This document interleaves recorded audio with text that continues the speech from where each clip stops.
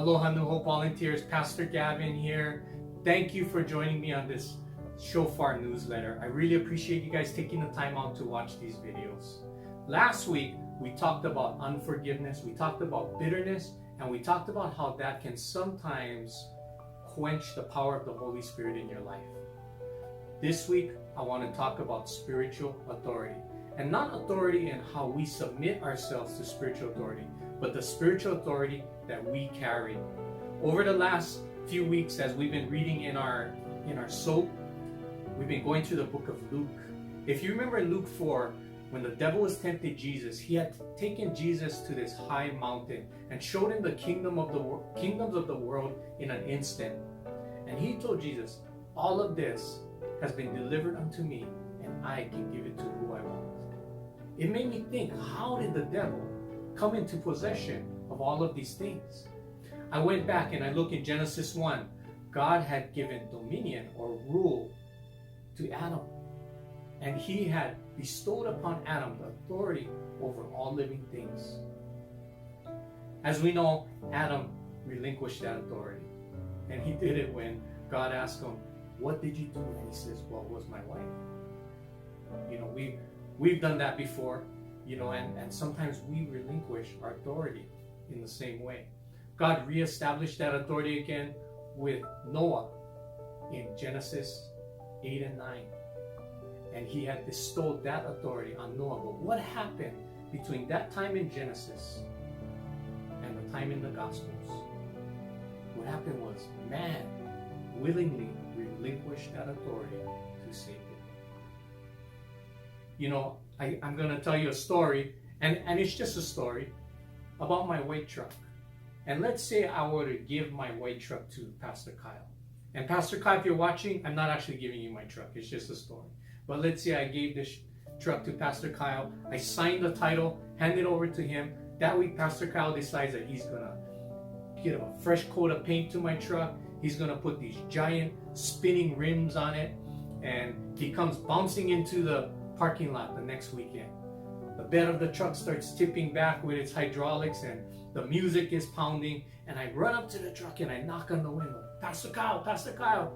He rolls the window down, and after I recover from the blast from his air freshener, I said, what have you done to my truck? Change it back. And he said, Gavin, you signed over the title.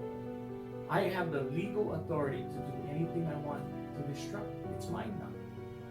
And that's the same way with our spiritual authority. So now if you ask, you know what, how do I get that back? What if I've done that in the past? What if I have relinquished my spiritual authority? How do I reclaim that?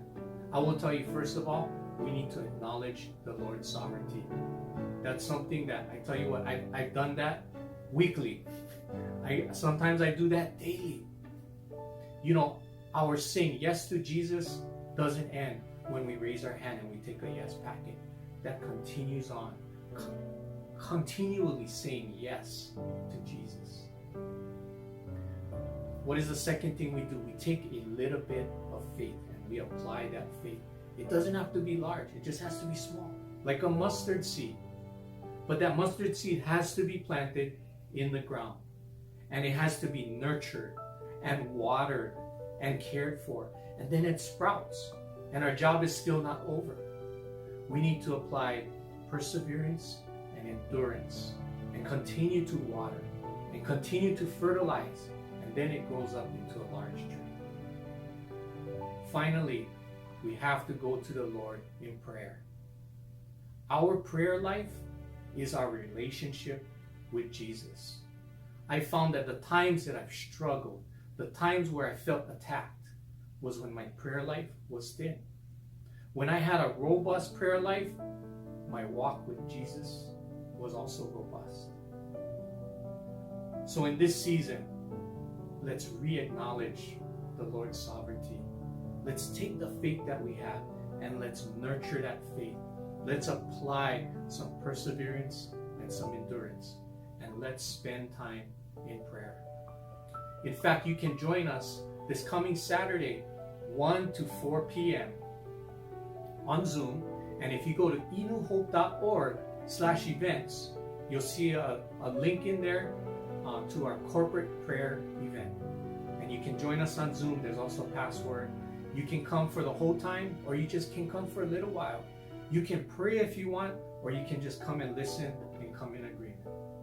So we hope you can join us. I hope to see you then. Have a great week. Aloha.